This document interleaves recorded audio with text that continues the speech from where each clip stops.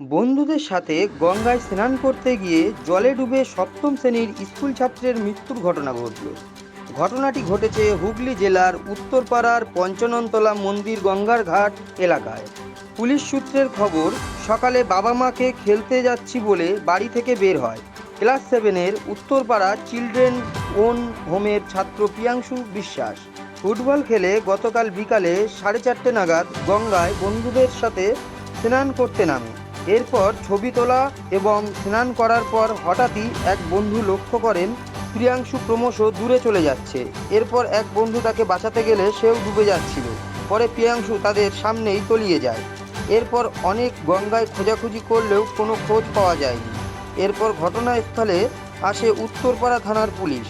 গঙ্গার ঘাটে এসে প্রিয়াংশুর বাবা মা কান্নায় ভেঙে পড়েন।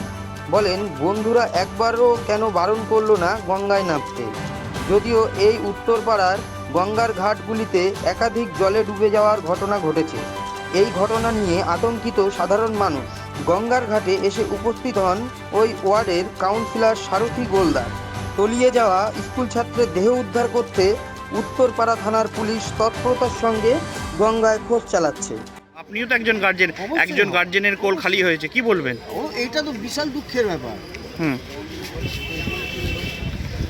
আপনি কখন জানতে পারলেন গোটা ঘটনা? আমি এক্ষুনি এলাম, ফোন করে এলাম। আপনিও তো একজন বাবা, কি মনে হয় কি হলে এই ধরনের দুর্ঘটনা এড়ানো যায়? এটা দেখুন, এটা এবার এটা কীভাবে, এটা যদি গার্জেন সচেতন না হয় কীভাবে এড়াবে?